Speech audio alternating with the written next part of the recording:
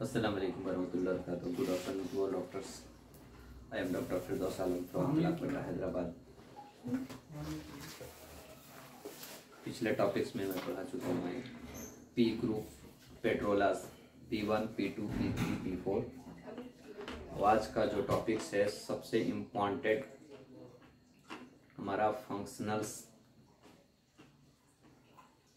Remedies जो कैंसरोसो group का है, स्ट्रक्चरल ग्रुप का है, S1 और C1। S1 जो होता है हमारा फंक्शनल रेमेडीज होता है और C जो होता है स्ट्रक्चरल रेमेडीज होता है। तो किसी भी डिजीज को कवर करने के लिए स्ट्रक्चरल और फंक्शनल दोनों को देखना बहुत जरूरी होता है। सबसे बड़ी इम्पोर्टेंट चीज है जिसमें हमारा C1 यानी कैंसरोसो ग्रुप एक ऐसे रेमेडीज हैं जिसमें ऐसे ऐसे प्लांट उसमें ऐड किया गया है जो कैंसर का स्पेसिफिक रेमेडीज माना जाता है। यानी कैंसर को रेडिकल क्योर करने के लिए उसमें रेमेडीज माना गया है, जो कि होम्योपैथी का सिंगल रेमेडीज से ही कैंसर को कंट्रोल करके उसको रेडिकल करते हैं। इसका मतलब ये हुआ कि कैंसरोसो ग्रुप हमारा एक तरह से सेल्स टिश्यू रेमेडीज माना जाता है, टिश्यू हीलर माना जाता है, टिश्यू रिपेयरिंग माना जाता है इसको। यानी टिश्यू को डिस्ट्रक्शन से उसको कवर किया जाता है, यानी उसको बैलेंस किया जाता है, यानी हील जनरेट किया जाता है इससे। तो लफ्ज़ हमारा C ग्रुप का पढ़ने का मतलब एक ही है कि हमारे इससे पहले जितने भी क्लासेस हो चुका है तो उसमें आपको यही पढ़ा गया है स्क्लेरोफ्लोसो, एंजाइटिगो, लिम्फेटिगो और पेट्रोलास। इसके बाद जो है कैंसरोसो के बाद हमारा जो है सो इलेक्ट्रिसिटी है और वेनेरियो है और बर्मिगो है, जिसमें APP और A+ ऑलरेडी कंप्लीट पहले भी हो चुका था। तो आज का जो टॉपिक्स है हमारा C ग्रुप का, जिसमें C1 में हमारा 5 प्लांट है। अब देखिए 5 प्लांट किस तरह से एक्शन करता है, और C2 में हमारा 2 प्लांट एक्स्ट्रा ऐड किया गया है, 7 प्लांट है उसमें। अब दोनों मिल के कैसे कैसे हमारे डिजीज को कवर करता है ये चीज को हमको देखना है। इसलिए कहा जाता है कि हमारे को डिजीज से प्लांट को अटैच किया जाए, डिजीज को रेमेडी से ऐड नहीं किया जाए। डिजीज से हम प्लांट को स्पेसिफिक पढ़ेंगे तो हमको मालूम होगा कि रॉक्सटॉक्स कहाँ काम आता है। जो हमारा रॉक्सटॉक्स होम्योपैथिक में एक तरह से पेन किलर के रूप में उसको यूज किया जाता है, एक तरह से दर्द को कम करने के लिए दिया जाता है। अब सोच लीजिए कि जो पेन किलर के रूप में यूज किया जाता है तो क्या होम्योपैथिक में पेन किलर की यूज कर सकते हैं? तो क्या हमारा इलेक्ट्रो होम्योपैथिक रॉक्सटॉक्स जिस रेमेडीज में मिला हुआ है तो उस रेमेडीज को हम क्यों नहीं पेन किलर के रूप में यूज कर सकते हैं? तो रॉक्सटॉक्स जो है सो हमारा C1 में ऐड है। तो आप सोच लीजिए कि हम पेन की बात करते हैं तो any type of the pain, कोई भी तरह का पेन हो, पेन कोई डिजीज बोलो तो कोई से भी ऑर्गन में डिस्ट्रक्शन होने के बाद, फंक्शनल अबनॉर्मल होने के बाद, स्ट्रक्चरल अबनॉर्मल होने के बाद हमारा पेन क्रिएट होता है। तो हम पेन को कवर करने के लिए हमारा C ग्रुप भी आता है। जैसे बोला जाता है कि F1 हमारा पेन किलर है, नर्व को स्टिमुलेट करता है, नर्वाइन है, यानी उससे भी हमारे को पेन को कम किया जाता है। लेकिन उससे भी ज्यादा बेहतर रेमेडी जो हमारा यहाँ C2 है। और C2 के जब विशेष में पढ़ा जाएगा तो इतने विशेष में इसमें इसका एक्शन है हमारी बॉडी के ऑर्गन पे, यानी आपको माउथ कैविटी से लेकर के एनल रेक्टम तक इसका ऑप्शन है।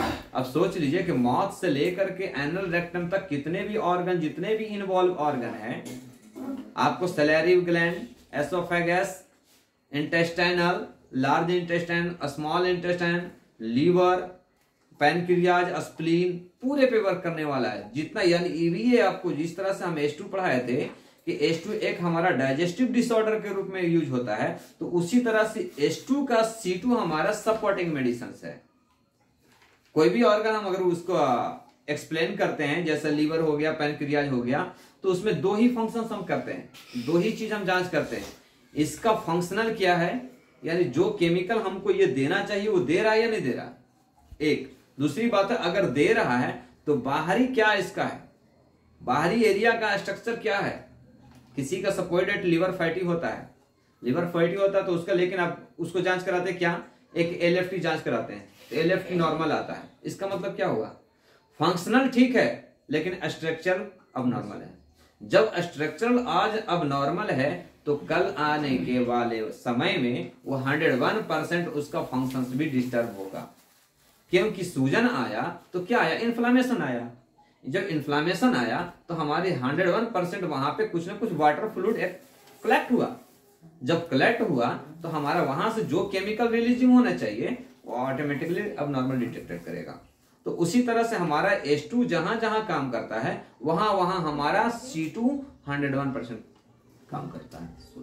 अब कहा जाता है कि C2 का 200 और या C1 का 100 और S1 का 100 अगर देखा जाए तो हमारा यहाँ किसी को ऐसा भी तो अभी बताया मैं पहले कि लीवर का किसी को हेपेटोमेगाल है, लीवर फैटी है, बट फंक्शनल उसका सही है। जब फंक्शनल सही है, स्ट्रक्चर में गड़बड़ है तो हमारा सिर्फ C2 ही काम कर जाएगा। अगर किसी का स्ट्रक्चर सही है, फंक्शनल गड़बड़ है तो हमारा H2 ही काम कर जाएगा। तो इसीलिए फर्स्ट रिमेडीज यानी सिंगल रिमेडीज भी हमारा उतना ही काम करता है जितना सपोर्टिंग। तो आपको डायग्नोसिस होना चाहिए कि हमारा लीवर फैटी है, उसका फंक्शन क्या है। अगर दोनों इन्वॉल्व हो रहा, लीवर फैटी में अगर किसी को जॉन्डिस भी अटैक है तो जाहिर सी बात हमारा H2 C2 दोनों आ जाएगा। लेकिन अगर स्ट्रक्चरल अगर हमारा प्रॉब्लम है तो हमारा पक्का C2 आपको इसमें इन्वॉल्व रहेगा। तो उसी तरह से हमारा डायग्नोसिस इंपॉर्टेंट होता है कि हमारा डिजीज कौन सा एक्शन पे वर्क कर रहा है, कौन सा उसमें अबनॉर्मेलिटी आया है जिसके बिहाइव पे हम उसको कवर कर सकते हैं। तो आज जो पढ़ाते हैं हम आपको C1 का जो मेन इंपॉर्टेंट जो है, सो C1 का पहले ऑप्शनल लेता हूं मैं, कैंसरोसो। कैंसरोसा का मतलब यानी पूरा C ग्रुप हो गया, C1 से लेकर के C17 तक, जिसमें हमारा कुछ ना कुछ उसमें C1 C2 C3 C4 C5 C6 C7 नहीं है, C8 नहीं है, C9 नहीं है, C10 है, C11 नहीं है, C12 नहीं है, ठीक है, C13 है, C15 है, C17 है। तो जो बीच बीच का जो रेमेडी जो हमारा बैलेंस काउंटिंग में नहीं है उसको भी हम कई डॉक्टर जो एनएल सिन्हा के बुक में जो पढ़ा तो उसमें बताया गया कि उसको भी कंप्लीट किया गया है, यानी कंबाइन रेमेडीज के रूप में उसको हम यूज करना शुरू कर दिए हैं।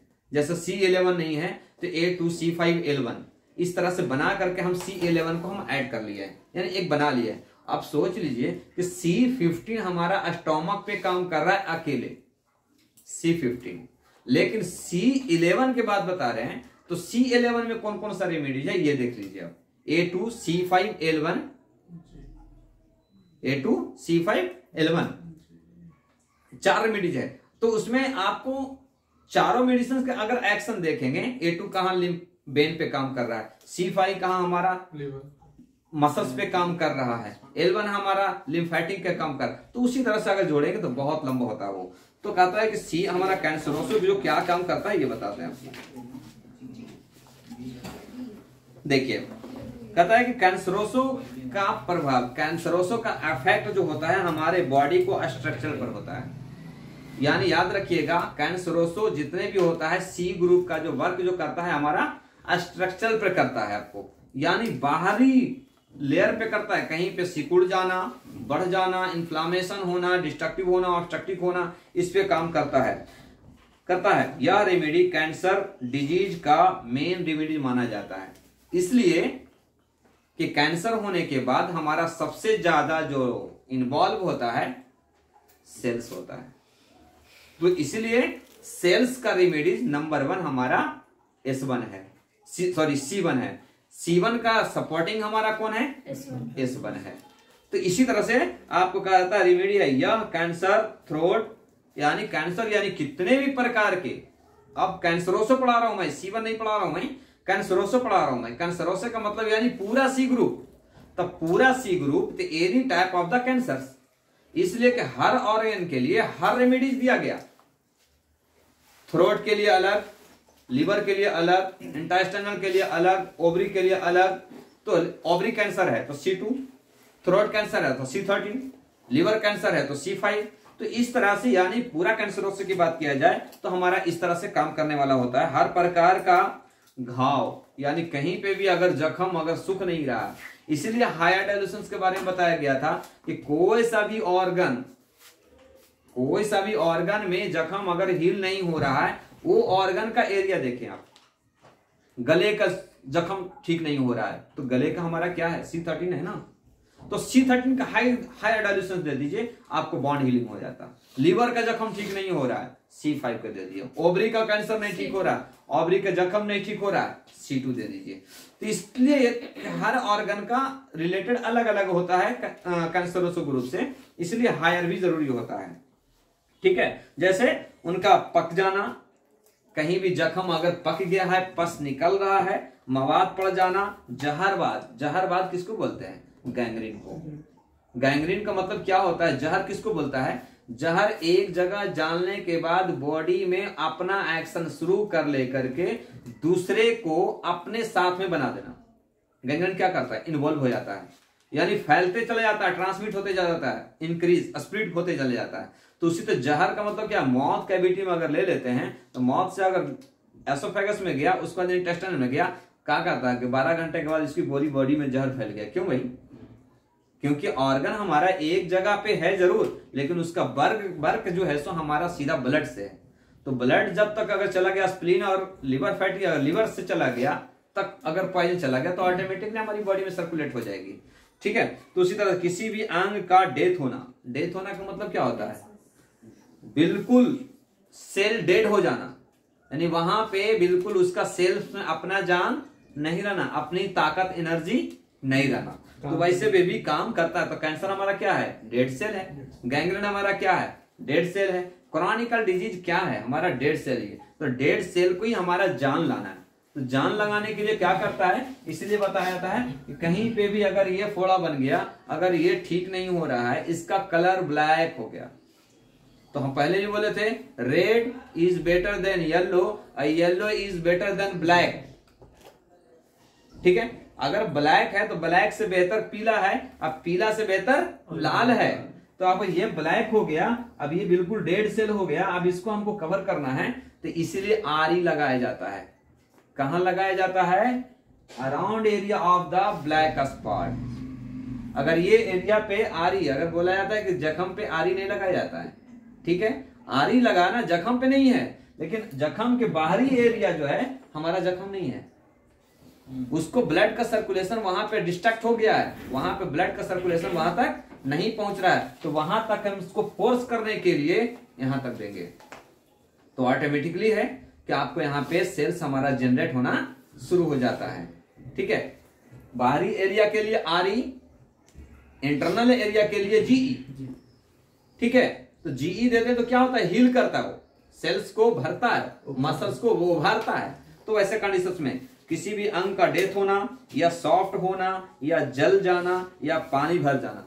अब देख लिए पानी भरने की बात आ रहा है, पेलेरियूसी, पेलेरियल फ्यूजन, ठीक है, एसाइटिस, क्या होता है, पानी भर जाता है। पानी भरता कहां, बाहर से थोड़ी जाता है, हमारी बॉडी में ही उसको ऑब्जर्व नहीं करता है, एक जगह वाटर कलेक्ट कर लेता है। तो वहां पे भी आपको आ रहा है, अब वाटर फ्लूइड कहां, मतलब एसाइटिस कहां आ गया, पेट में आ गया, हम दे सकते हैं ना C15, लंग्स में आ गया हमारा C5 दे सकते हैं ना। तो कहीं पे भी पानी वाटर के अगर जमाव हो रहा है तो हमारा यहाँ पे नंबर 1 C ग्रुप का मेडिसिन रहेगा, if the conditions of the हमारा ऑर्गन। कौन सा ऑर्गन इन्वॉल्व है, C2, ओवरी में है हमारा C2, थ्रोट में है C13। तो इस तरह से होता है आपको। उसके बाद सॉफ्ट होना, जल जाना, पानी भर जाना, सभी प्रकार के टिश्यू रिपेयर पर करता है, अच्छा प्रभाव करता है। कैंसरोस रेमेडी का प्रभाव स्क्लेरोफ्लोसो एंड एंजाइटिको जैसे के साथ किया जाता है। क्यों, क्योंकि कहीं पे भी डिस्ट्रक्शन होता है तो हमारा ब्लड का सर्कुलेशन ही अबनॉर्मेलिटी रहता है, वहां तक ब्लड का पहुंचना ही नहीं होता है, जिसके कारण से हमारा होता है ये एडिमा। क्या होता है, ब्लड का सर्कुलेशन कमी के कारण होता है। नर्व में प्रॉब्लम क्या होता है, वही कारण होता है। सेंसेशन लेस होता है। न्यूरोपैथी क्या होता है, कोई भी मेडिसिन, कोई भी अगर डिजीज को अगर बगैर L1 के इलाज करके देखिए, आपको बहुत टाइम लगेगा, क्योंकि ब्लड का सर्कुलेशन वहां नहीं भेजेंगे और L1 ग्रुप का नहीं देंगे। लिम्फेटिको और एंजाइटिको, कैंसरोसो, स्क्लेरोफ्लोसो, ये 4 एक ऐसे हैं कि किसी भी डिजीज को हम कवर करने में काम कर सकते हैं, उसको ही वहां तक पहुंचने में, उसको अटैक करने में काम कर सकते हैं। बाकी वेनेरियो है, बर्मीगो है, इलेक्ट्रिसिटी है, ये तो एक अलग सपोर्टिंग मेडिसिन है कि किसी को कम करना है, ज्यादा करना, लेकिन वहां तक पहुंचाना तो है। मोशंस हो गया, खाना खा लिए, मोशंस नहीं हुआ, कहां तक खाएंगे, कितना तक बॉडी में डालेंगे हम, तो उसको बाहर तो निकालना है ना। तो निकालने के लिए हम क्या करते हैं, डाइजेस्टिव फूड देते हैं ताकि आसानी से खाए, डाइजेस्ट हो, मोशंस क्लियर हो, जिसके कारण से हमारा एनर्जी बार बार रिपीटेशन में मतलब कि हमारा स्टोरेज हो। ठीक है, उसी तरह से कैंसरोसिस रेमेडीज ब्लड तथा लिम्फ बनाने वाले सूत्रों तथा उनकी स्ट्रक्चरल पर प्रभाव रखती है और उनके कार्य के अच्छे रूप से चलाती है। यह माउथ, थ्रोट, इंटेस्टाइन और जेनाइटल ऑर्गन पर भी अच्छा काम करता है। इसका मतलब क्या हुआ, जहां भी ऑर्गन के सिलेक्टेड से रेमेडीज देने के बाद वो एरिया बिल्कुल कवर होता है।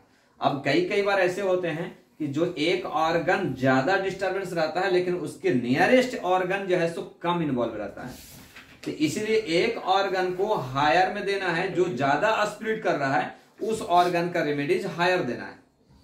ठीक है, जैसे ओवरी हो गया, अब ओवरी के बाजू में यूट्रस भी इन्वॉल्व है, लेकिन ज्यादा प्रॉब्लम हमारा ओवरी में है, लेकिन यूट्रस भी इन्वॉल्व है, तो हमारा C2 जो है सो दोनों को कवर कर रहा है। तो एक मेडिसिन कभी कभी आप देखे होंगे कि एक बनाया मैं H2C2L1BE, एक बनाया H2C2C17Ben1GE। अब बताइए, इसमें भी हमारा H2C2 है, इसमें भी H2C2 है, क्यों? क्योंकि हम एक अब यहां डाइल्यूशन अगर देंगे तब हमारे को मालूम होगा कि कहां भेज रहे हैं।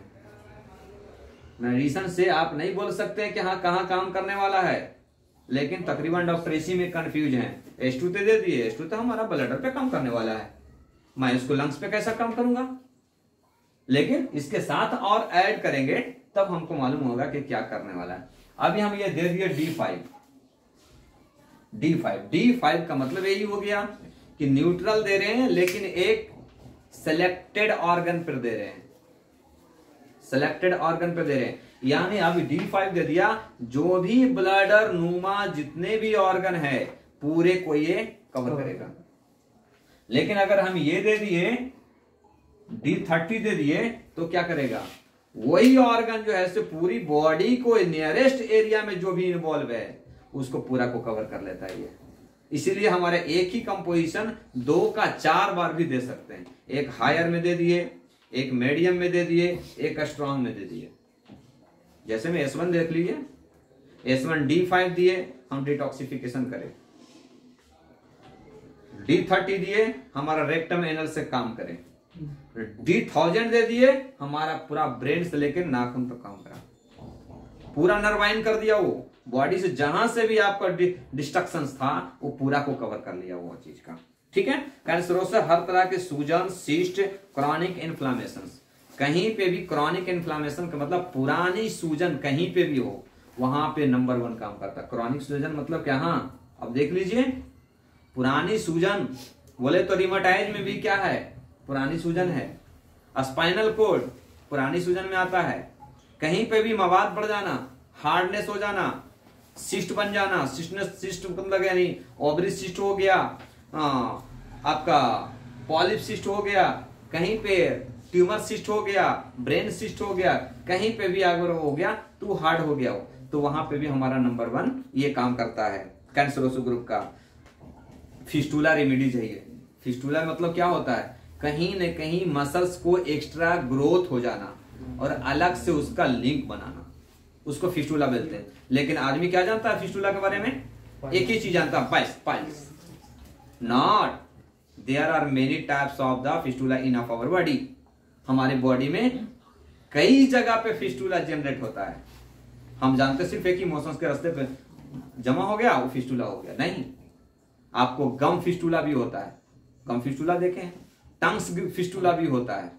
इसका मतलब उसका कनेक्शन अंदर से रहता है और एक मवाद बनने का चांस उसमें रहता है, जिसके कारण से वो रूट कॉज होने के, रूट इंटरनल होने के कारण वो मसल्स को हील नहीं होने देता है, जिसके कारण से एक अलग से एक जगह बना लेता है वो जो हार्डनेस के सिस्ट रूप में, फिस्टुला रूप में देखा जाता है। ठीक है, ये चीज होता है, माना जाता है। जैसे मेंस्ट्रुअल प्रॉब्लम और इसका कैंसरोसो में कहा ओवरी से रिलेटेड, मतलब यानी स्ट्रक्चरल और फंक्शनल दोनों में काम आता है। ठीक है, तो ये कैंसरोसो का एक कंप्लीट एक्शन था कि मतलब कैंसरोसो कहां कहां पे काम करने वाला है। अब जो पढ़ा जाता है C1 का मतलब यानी मेन इंपॉर्टेंट जो होता है C1। तो C1 के क्या होता है आपको बता रहा हूं।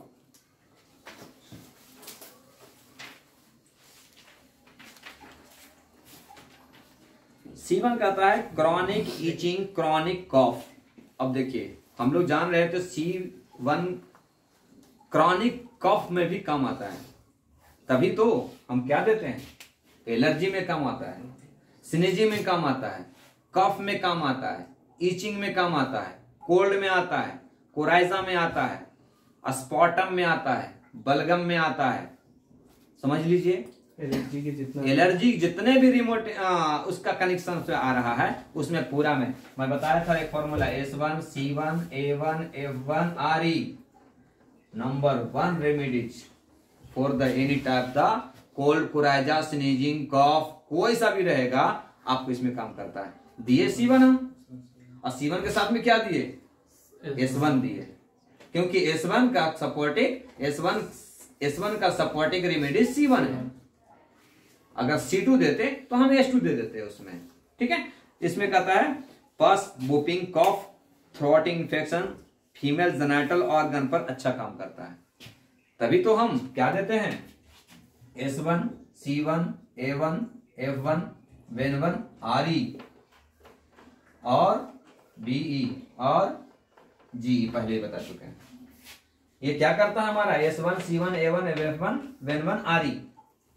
यहां देने के बाद हमारा क्या करता है D10 में, जिसी का अब नॉर्मल मेंस्ट्रुअल रहता है उसको कवर कर लेता है।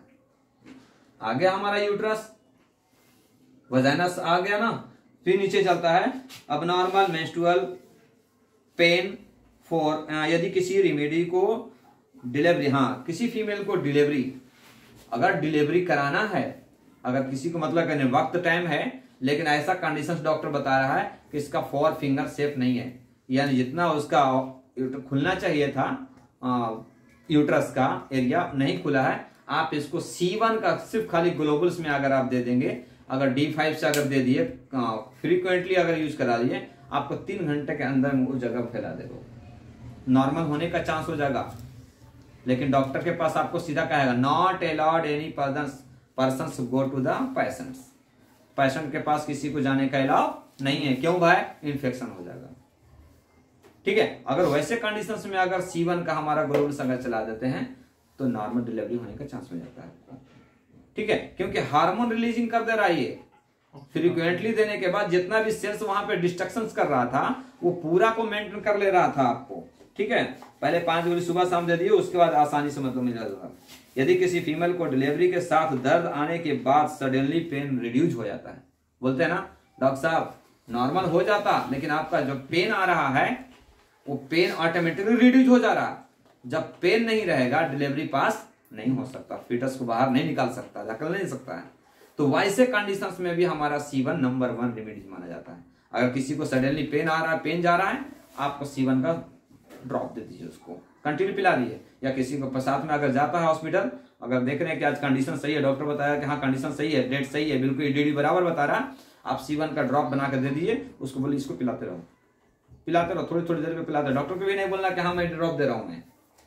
जब ऑटोमेटिकली डिलीवरी अगर नॉर्मल हो जाएगा तो डॉक्टर क्या कहेगा कि ऑपरेशन करना जरूरी है, वक्त देता है, वो भी वक्त देता है, ऐसा नहीं है, वो भी डॉक्टर है, किसी को जान कर चीर-फाड़ करना बेहतर नहीं मानता है। लेकिन कंडीशन कुछ कमर्शियल डॉक्टर होते हैं कि जैसे होते हैं वो, तो वहां पे हमारा C1 नंबर 1 रेमेडी माना जाता है। ठीक है, हो जाता है, डिलीवरी को होने का तुरंत रुक जाता है, अच्छे वर्क करता है। कंडीशंस डिलीवरी आसानी से होता है। कैंसरोसो हर प्रकार के कैंसर डिजीज को कैंसर के यूज में होता है, कोई सा भी कैंसर में आप यूज को दे सकते हैं। गैंग्रेन, यूट्रस, ठीक है, क्यूनेन, हार्ड हो या अवयव घाव हो या पका हुआ हो, डिप्थीरिया, ऑटोरिया। अब देख लीजिए C1 हमारा कहां बताए थे, अभी लंग्स में बताए थे, फिर कान पे भी आ रहा है ऑटोरिया, यानी इसका मतलब ये हो रहा है कहीं से भी डिस्चार्ज होने का कंडीशन हो, कहीं से भी डिस्चार्ज होने का। डिस्चार्ज का मतलब क्या हुआ, वेट वाटर या फ्लूइड कलेक्ट हो करके एक अलग शेप में बाहर निकलना, उसको डिस्चार्ज बोलते हैं। लिकोरिया हो गया हो, ओटोरिया हो गया हो, नोजल्स नोज से हो या म्यूकस मेम्ब्रेन से हो या मोशंस के थ्रू से डिस्चार्ज होता है, जैसा थोड़ी थोड़ी मोशंस होना, कॉन्स्टिपेशन से मतलब है नहीं, ठीक है, कान से ओटोरिया में आ जाता है, तो वैसे कंडीशंस में हमारा C1 नंबर रेमंडेबिलिटी है। उसके बाद कहता टीवी, टीवी में भी हमारा काम करता है। टीवी के लिए आपको C1 के जगह पे C5 यूज होता है, ठीक है। बॉन्ड टीवी, अब देखिए जैसा जैसा आपको अगर टीवी में बताया जाता है, जिस तरह से टीवी का ऑर्गन अगर इन्वॉल्व है उस तरह से बॉन्ड टीवी में C4, लंग्स टीवी में C5, यूट्रस टीवी में C2, तो इस तरह से हर तरह से मतलब कि इन्वॉल्व होते चला जाता है। यूज कर cancerous action, this disease action angina due to the gangrene angina pain due to the, किसी का ऐसा होता है कि यूट्रस में इन्फ्लामेशन होने के बाद एंजाइना पेन होता है, यानी यूट्रस में इन्फेक्शन होने के बाद भी किसी किसी को एंजाइना पेन होता है। एंजाइना पेन का मतलब क्या हुआ, चेस्ट में पेन होना, यानी कार्डियक पेन महसूस होना, बेचैनी होना, घबराहट होना, वहां पे भी C1 नंबर मान लीजिए। अब सोच लीजिए C1 हम पढ़ रहे थे कल कैंसर पे, लेकिन एंजाइना पेन में भी हमारा काम होता है। क्यों? क्योंकि उसमें रस टॉक्स है, रस टॉक्स के बिहेव पे माना जाता है इसमें, ठीक है। एब्सेस मेमोरी ग्लैंड, अब देखिए बहुत अच्छा रेमेडी बता रहा हूं मैं आपको, इसको रोकिए तो जरा,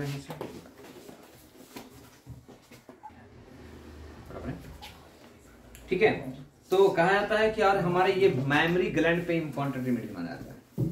मेमोरी ग्लैंड ब्रेस्ट में, किसी का ब्रेस्ट में गांठ आ रहा है, पॉलिप जैसा है, सिस्ट जैसा है, नोड्स जैसा है, मेमोरी ग्लैंड, मेमोरी का मतलब ये होता है ब्रेस्ट, और ग्लैंड का मतलब क्या नहीं, मैमो, उसके इन्वॉल्व में या तो आपके पास पेशेंट आएगा, दो तरह के पेशेंट आते हैं, किसी का ब्रेस्ट को डेवलपमेंट कराना या किसी को ब्रेस्ट को डेवलपमेंट ज्यादा होया हुआ है उसको कम करना, रिड्यूस करना। C1 और C2 का नंबर मेडिसिन है। अगर आपको डेवलपमेंट कराना है सीधा सेकंड डायल्यूशन लिख लीजिए, C2 का सेकंड डायल्यूशन, ओनली C2 का सेकंड डायल्यूशन कंटिन्यू कीजिए, आपको डेवलपमेंट हो जाएगा।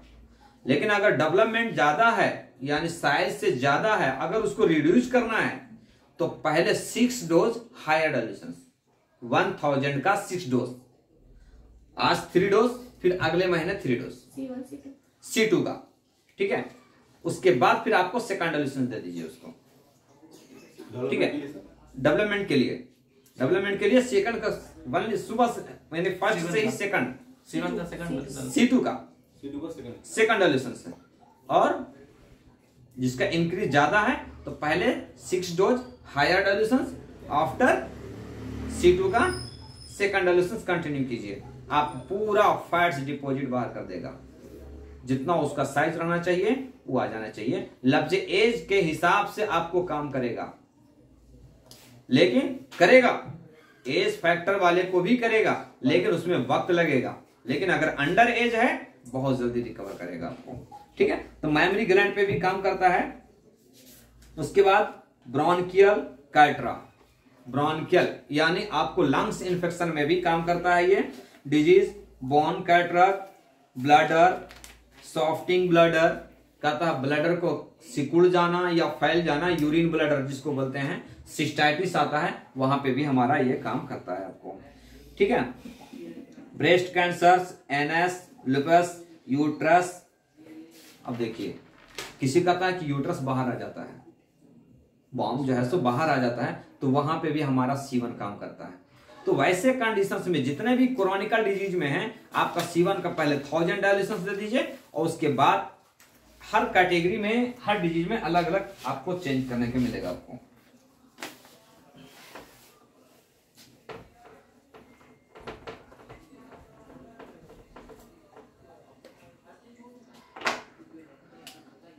क्रॉनिक डिजीज, अगर क्रॉनिक डिजीज है तो हमको उसको हायर से पॉजिटिव में जाना है, हायर से पॉजिटिव। बोले तो 10,000 सॉरी 500 200 100 30 6 5 4। अगर ये अगर कर लिए आपको कवर हो जाता। जैसे गैंग्रीन हो गया, कैंसर हो गया, या तो ट्यूमर हो गया, मेमोरी ग्लैंड का, ब्रेस्ट का कैंसर हो गया, या केनी टाइप्स ऑफ पाइल्स हो गया, तो इस तरह से ये चलना है आपको।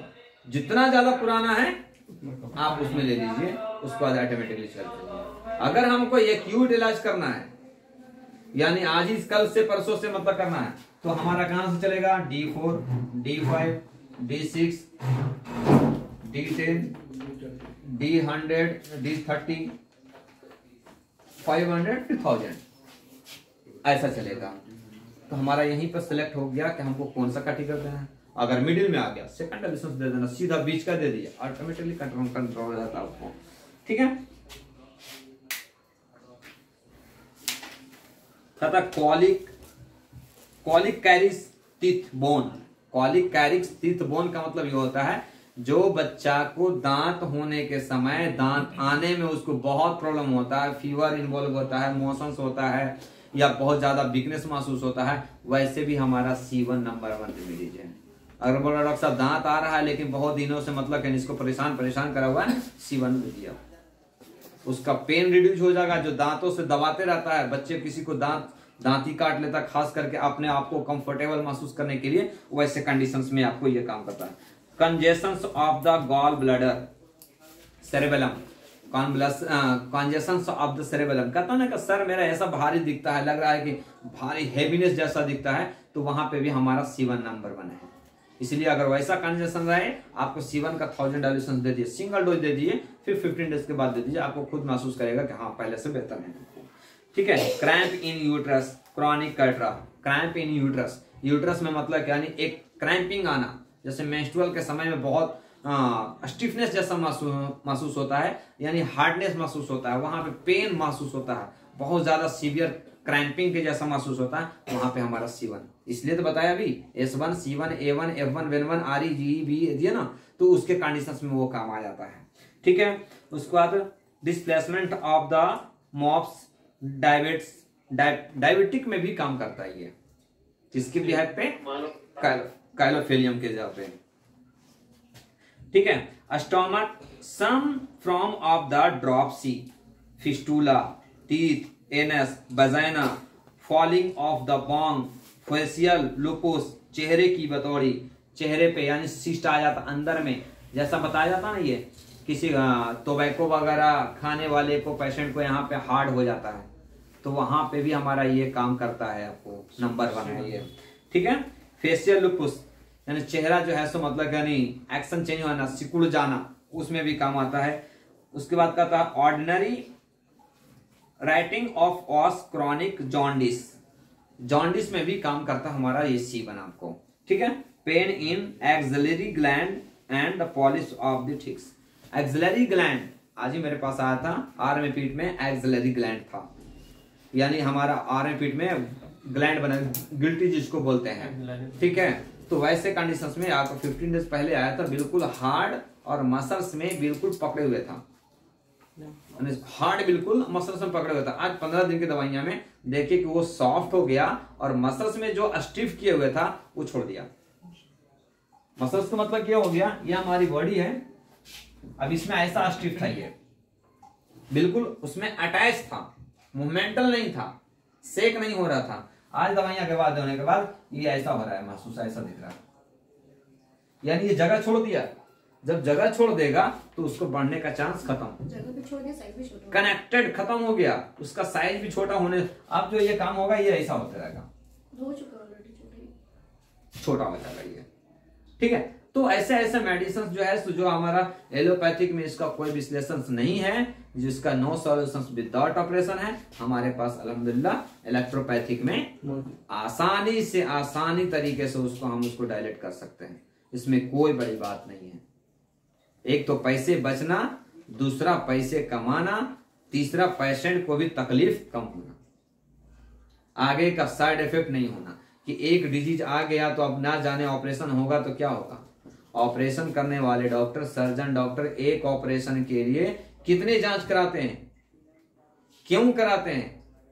उसका रीजन क्या है? इसका रीजन यही होता है कि कौन सा नर्व किससे कनेक्टेड है। अगर उसको आज हम नस्तर मार के निकाल देते हैं तो हो सकता है इससे कनेक्टेड वाले दूसरे ऑर्गन में तो इन्वॉल्व नहीं हो, दूसरे ऑर्गन में तो अफेक्टेड ना हो।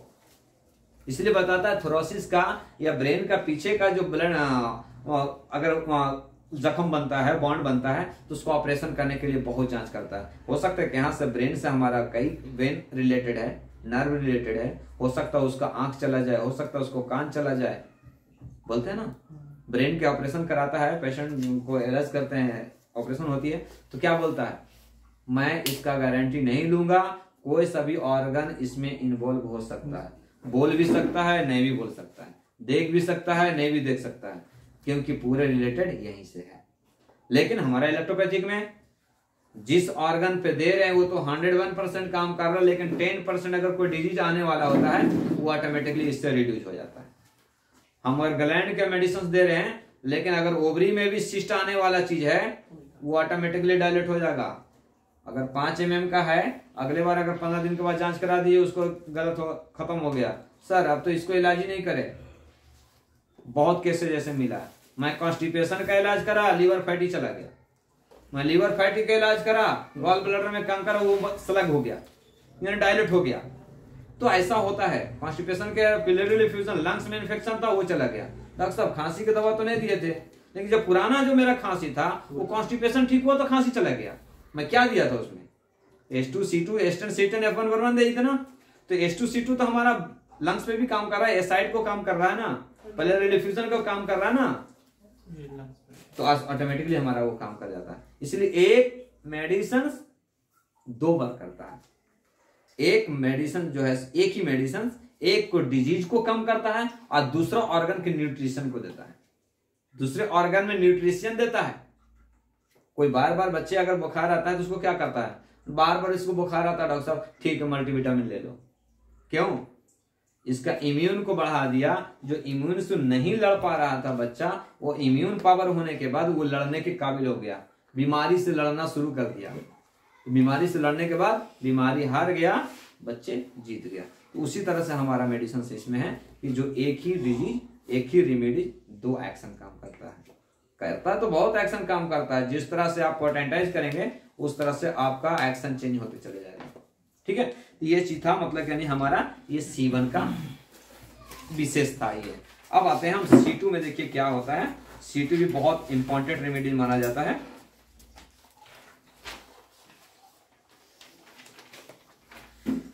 C2 में कहता है यह रेमेडीज H2 की तरह अपना प्रभाव यूरिनरी ब्लैडर, किडनी पर विशेष काम करता है।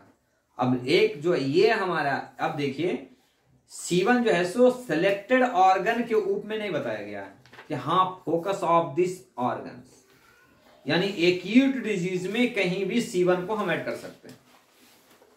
एक्यूट डिजीज में कहीं भी इसको ऐड कर सकते हैं, या तो फिर C1 को बेगर सोचे समझे आप हायर डायल्यूशन दे सकते हैं, क्योंकि सेल्स कहीं पे भी डिस्ट्रक्शन होगा तो हमारा वहां पे ये काम कर जाएगा। ठीक है, जुबैर इसको रोको, फिर से इसको सेव करो, सेव कर लेना ये। हाँ।